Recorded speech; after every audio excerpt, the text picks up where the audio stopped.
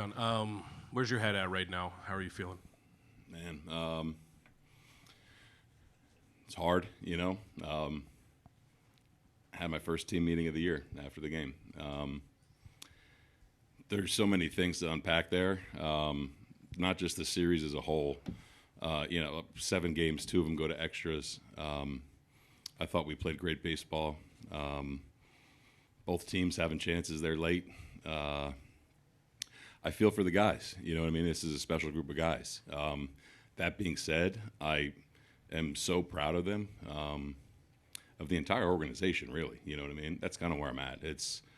We've set a new expectation and a new standard here, and did it with a lot of hard work, did it with a lot of cohesiveness, and man, it's tough to say bye to this group. This feels like a team that we'll be asking you about 10, 15 years from now, too. When I ask you about the 2025 Blue Jays, what are you going to remember? All of them, you know what I mean? Like, literally all of them. It's not very often you get a group together that genuinely likes one another and genuinely cares about one another. And I'm talking about their wives, their kids, you know, and them. It's a special group. And I think Blue Jay fans for generations are going to remember this team, not just what we accomplished, but how we went about it. Bit of shy straight ahead. John, you said you held your first team meeting. What did you want to say to your players? I said thank you. I said thank you probably about 10 times. And that was the main message. You know, I'm sure I'm going to talk to them all again, but I said thank you. I said I'm sorry that we're feeling this way right now. It definitely could have been the opposite end of the spectrum in terms of emotions. So I said thank you. And this is a group that I'm never going to forget. They're going to have a place in my heart, every single one of them. So that was the gist of it.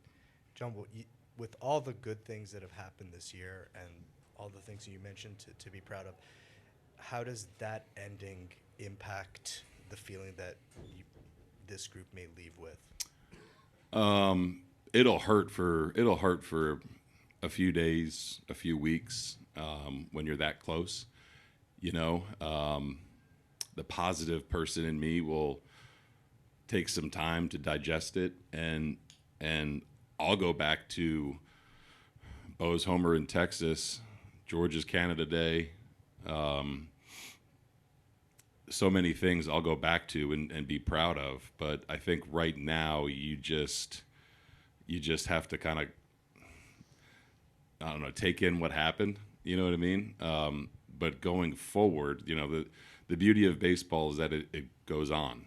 You know, there'll be spring training in February. So that being said, you take away the sacrifices the guys made, the way they went about it, the performances everyone had, and kind of just the cohesiveness of the team. And Bo, with that swing, he essentially had his signature moment, Yeah. even though it did end up a win. Just what was your view on Bo, and what was your feeling for Bo having that moment? That was right up there with George's homer against Seattle. You know, for a guy that has been a staple of this team for the past 6 or 7 years, to have Vlad intentionally walked, and then he went dead center on the first pitch. It was so fitting. You know, it felt right at the time. And in terms of Bo, what he did this year is nothing short of amazing. What he did to get back is nothing short of amazing. He's playing on one leg. So in the moment, it felt right. You know what I mean? And, you know, for guys like him, George, Varsh, Kirky, you know, guys that have been here, you know, I feel for them because they deserve to be on the stage right now. Got a mic straight ahead.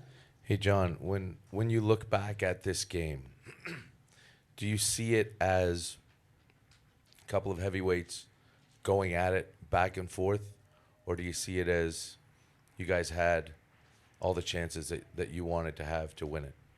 A little bit of both. I thought we had chances to sweep them.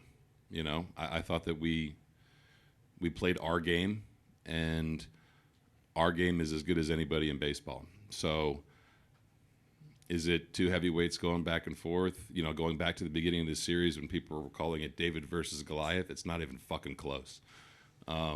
So they're good. I put this group of guys against any other 26 players in the entire planet. Yeah, we had our chances. We had our chances to beat them soundly, you know, and we didn't, and that's baseball. When you had opportunities, both last night and tonight, with the guys you want up in those situations, you want Ernie up with second and third and nobody out. You want Kirk up when you need contact. How does that feel in the dugout when you're going in those spots? You like it, you know what I mean? You want the game to be decided by the players, and I think that throughout this series it was, and we came up short. You know what I mean? I'll relive those bases loaded at bats for a long time, but man, I've said it so many times. I trust everyone on this roster, and you know, you want to let them decide the outcome of the World Series. You know, that was an epic World Series. You know what I mean? For a variety of different reasons. So at the end of the day, you know, players, they can become legends or they can be this close. You know what I mean? And we were this close, and, you know, I'm just proud that we went about it the right way. Do a couple more. John in the second row on your right. Hey, John. What did you think of Max Scherzer's performance tonight? I thought Max was really good. I thought he was, you know, exactly what we thought he would be in a big game. And it's a testament to him, man. He's 41 years old. He's throwing 96. He's making pitches. I thought he was awesome. You know, in games like this, you know, you usually think starts are going to be short, you know what I mean? But there's no one I trusted more than Max in that situation, you know, bottom of the order. And I thought he handled everything extremely well, and he gave us exactly what we needed. Do you think tonight was his last game in Major League Baseball? I don't know. I wouldn't be surprised if it wasn't. Go straight back near the cameras. John, to win a championship, you have to perform, but you also need a little bit of luck. Mm-hmm.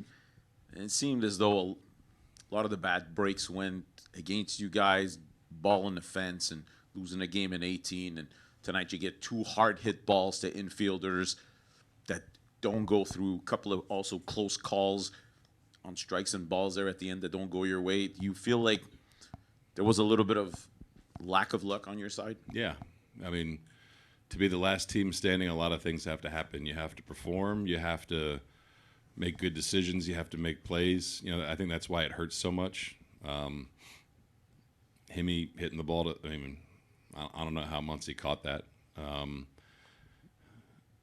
Izzy just not getting there, and Will almost coming off the plate.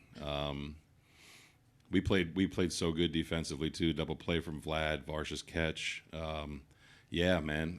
There's a lot of stuff that has to happen in order to win it. You know what I mean? And we did everything that we needed to do. It felt like. So I think that's why it stings. You know, just a little bit more. Take two last ones. Sixth row on your left. John, how would you describe the Dodgers as a team? Talented. One more for John. We'll finish up with Mike. John, can I ask you about Vlad? I mean, today he had the one hit, but it came on the double in the 11th. He makes three terrific defensive plays. If this game had gone the other way, he's probably the World Series MVP. What did you see from him tonight? Exactly what we saw the entire postseason. Vladimir took his game to another level, and I think for players that are here and that are going to be here and that are going to be here in the future, knowing that we got 14 more years of Vladimir Guerrero Jr. playing complete baseball is an awesome thing for our team and for our fans. And Ernie sets the record with 30 hits in the postseason. And, in the first round, one of the TV commentators said nobody's ever heard of this guy. Mm-hmm. You've watched him for a couple of years. What did you think of his postseason and his game tonight? Historic, it's you don't see that very often. We're talking about really good pitchers, right-handers, left-handers. Ernie had a phenomenal year. I hope he wins a Gold Glove. He should. And he kind of became, one of the faces of our team because of the way he plays.